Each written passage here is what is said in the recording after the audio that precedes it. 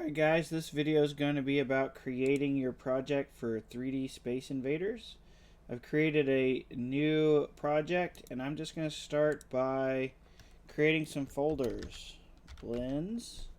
These are going to be our Blender files that we use and put into our game.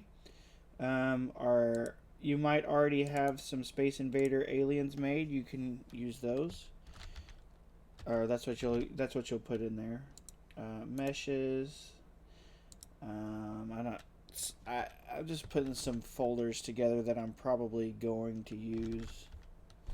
Scenes. I also like to color my folders yellow. Scripts. Always make scripts red. Oh, and then I can't forget textures. And that one will be green. Alright, we got some folders. I'm going to go ahead and try to put in some of my blends that I've already created. So, alright, so what I'm going to do is I'm going to open this blends folder. I can right click on it, say open in file manager. And I'll drop in one of my Blender files that I have here, squirt00, and I'll say copy here. There's my Blender file in this blends folder. Let's see what happens. Alright, if this is your first time to do this, you're going to get a question that asks you how does Blender work with Godot? And it's saying Blender 3.0 Plus requires an import of blend files. Please provide the correct path for the Blender executable. So you're going to make sure that this path is correct to your Blender executable file or whatever program. So this is the default install location. It should be correct. And all you're going to have to do is say confirm path. And that should allow you to import Blender files. In past versions, it wouldn't let you do that without having to click some extra things. I think that's all you have to do. And then we should be able to drag and drop our character, our Blender file guy in there. And he should be able to be opened. So that is him. Let's check it out and see if he has his animations. Looks like he does. I'm not certain why he doesn't have his texture yet, but we'll figure that out in a moment. Alright, I'm going to keep messing around with this thing. I think if you just double click on it, you can re-import the scene. So let's do that. Double click on this squirt guy, hit re-import, and it might grab the mesh. No, I didn't grab the texture. I'm not certain what's happening right now. I'm going to pause it and see if I can figure out why my guy has no texture.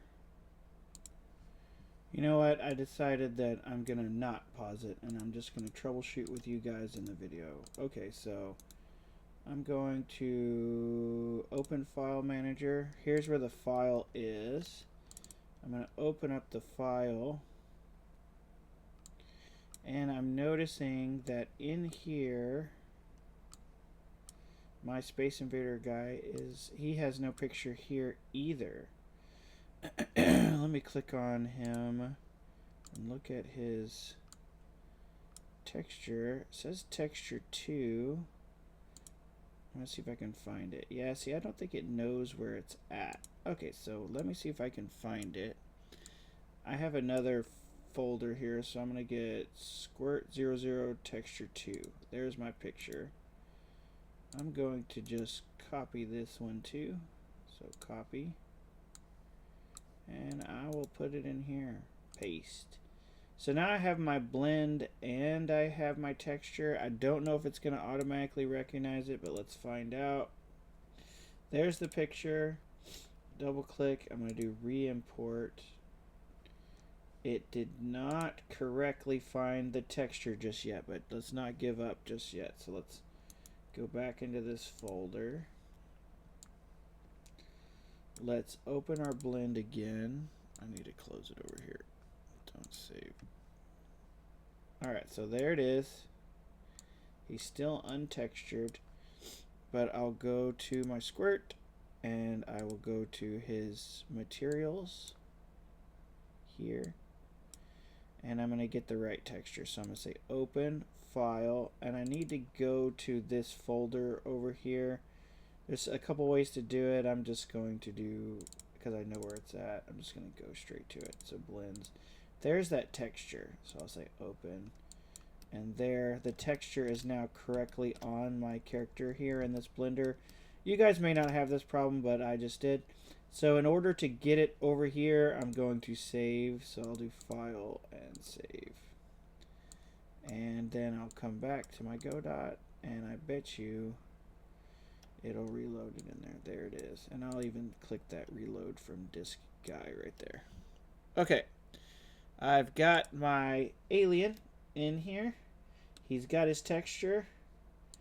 He's got his animations. He's got a bunch of them. Alright, so this is what you're going to want to create. You need all of these animations, or a large portion of animations that look like this. Looks like this one's missing animation number 3. I'm not 100% certain why that is. Spin left, that's an important one. Spin right, that's an important one. Fire animation. Alright. Alright, I'm going to make a folder for this guy. And he's going to be, these are going to be my enemies. So I'm going to create a new folder. And I'm going to create it under the scenes folder. So I'll call it ENEMIS, enemies here. Alright, now I need a squirt scene. I need a squirt to put inside of this folder here. Now, when you just drag and drop a Blender file in there, it doesn't seem to work correctly to me. So I've found the best solution is to do as follows. Click on your top node, right click on it and say copy.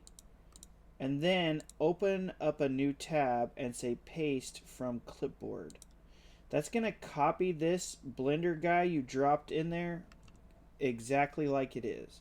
Now these two things are not linked, so when you make changes they won't update, but it also gives me less problems. Maybe we can experiment later without having to worry about that, but there is our character. Now this is where we're going to actually save this. We're going to save this one.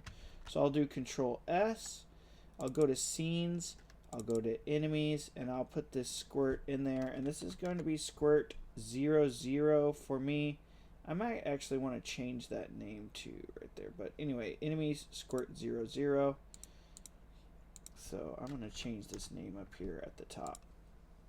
Alright. Now I am going to save this. He also needs a script too. So let's make a folder for this one, and we will also call this enemies. And we can go ahead and attach a script to him too. So we'll go squirt 00. Make sure you put it in the right folder. Don't put it in the scenes folder. Go to the scripts folder and drop it in there. Create. And then what I'm going to do is I'm going to label this. This is squirt, and I can even say 00. I'm going to add some notes for my stuff here. This is going to be the basic unit of the game. Basic enemy. A player attempts to destroy this by shooting projectiles at it. The squirt will also shoot back at the player. Alright, I'm going to add some really basic code in here for the squirt. And this is just going to be like some placeholder stuff for us. We're going to start off with the ready function. And if you let Godot fill stuff in for you, you can save yourself a lot of time when typing. So let's do this. Come on here, buddy. Function ready. There we go. And let's just print out our name first off. the name of the object that is talking, and then we'll just say something like online. Squirt online. There we go. Something like that. Real simple. Nothing too complicated. I might add a little bit more here soon. I know there's some more stuff in Schoology, but let's save this. So now our squirt, he's got some real simple code. I'm going to close this one, and this is our squirt that we're going to use. We got a script. I'm also going to close this one. Don't save it. Okay. Now we're going to need to create the world to put this guy in. So this is going to be several steps here. I'm going to start a new world, and I'm going to do a 3D scene. I'm going to call this one Test World. And I'm going to go ahead and save it. I'm going to put this one in the Scenes folder. And I'm not going to put it in the Enemies tab. I'm gonna make a special folder for it called Test Zone. And I'll call this Test World. So inside of Test Zone is my Test World. Alright, all of the stuff in here on this Test Zone, or the Test World, I want to have it set up to snap together. So if you go under Transform and you go to Configure Snap, the first thing I want you to do is change the snapping to 2.5. What that's going to do, it's going to make it where when you add stuff to the world, that it snaps to the world on a certain grid. Okay, so let's add some nodes here. We're going to add a regular node, and this one's going to be our environment. In the environment, we're going to add just a floor, and eventually we'll add some walls for detection. So I'm going to add let's add a mesh instance 3D. Actually, you know what? Let's do static body. Static body. And this one's going to be called floor. And the floor is going to have a mesh. There, that's when we add the mesh. For our mesh, we're going to use a box shape. And then this is also going to need a collision shape, which is also going to be that same box.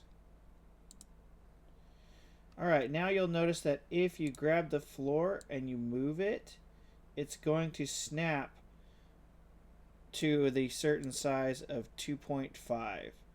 I found that this is a helpful thing to do to get a grid kind of going so you can keep your stuff lined up correctly.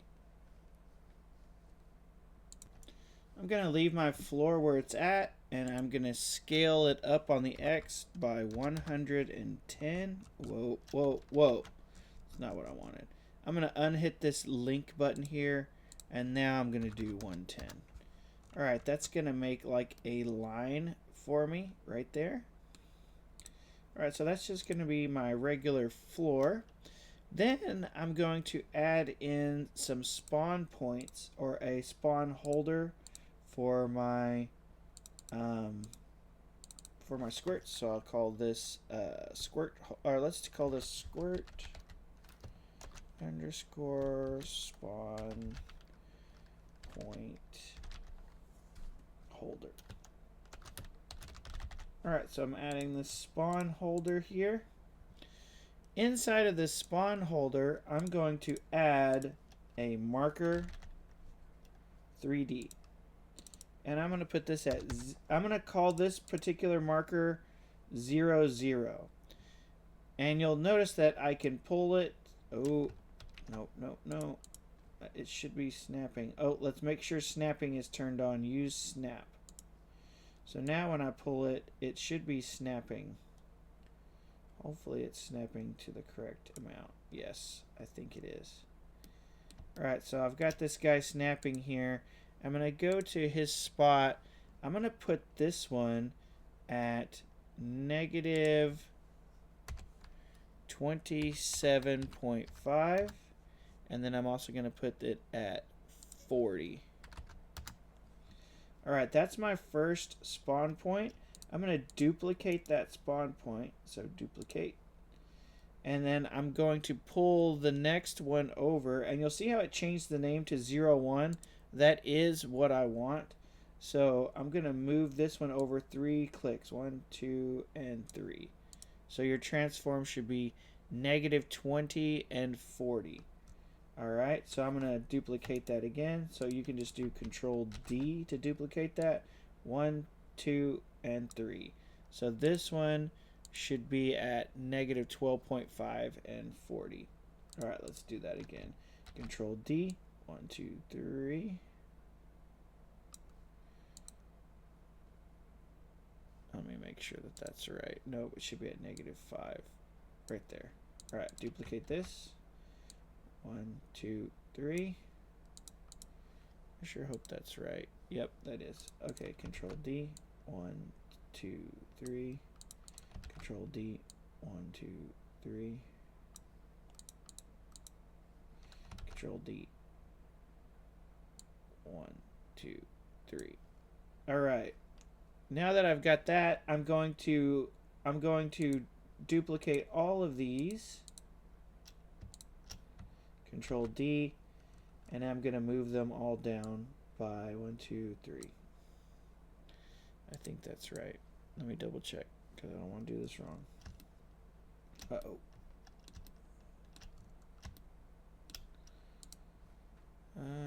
Transform this one. Yep, that's right. Okay, this one, what I want the number to be for this one is going to be 1, 0. And this one's going to be... That one should be 10. 1, 0. Oh, it won't let me do it. Oh, you know what it is? We have to start from the other end. Let's start from the other end. The names on this are actually kind of important. I have the names I want. I kind of had a method to my madness here. You'll learn it later. So this one's 10. This one's going to be 11. So I'm going to change this one. You know, I'll pause it, I'll fix it, and then you guys can just copy. Okay, so how this is going to work out, this is column 0, spot 0. And then this one is column, or I guess row 0, spot, or column 0. And this is row 1, column 0. So it's like 0, 1, 2, 3, 4, 5, 6, 7. And then the first, and then going this way would be 0, 1, 2, 3, and so on. All the way up to 7. Alright, I'm going to do all of those, and then y'all can look at it. Okay, I got it done, but let me show you the rows. So negative 275 is over here. Each row is 3 apart, so if you moved it down 1, 2, or actually it's 2 apart. That better be right. I don't like... sorry, I'm disorganized on this one.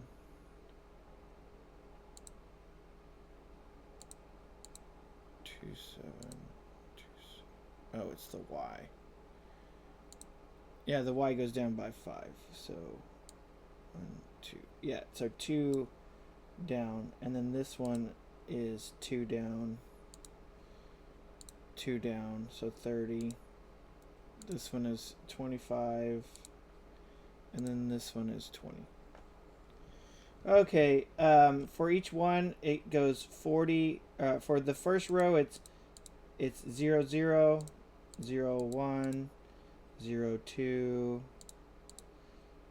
0, 3, 0, 4. So there's 5 rows of 8. but it starts at 0.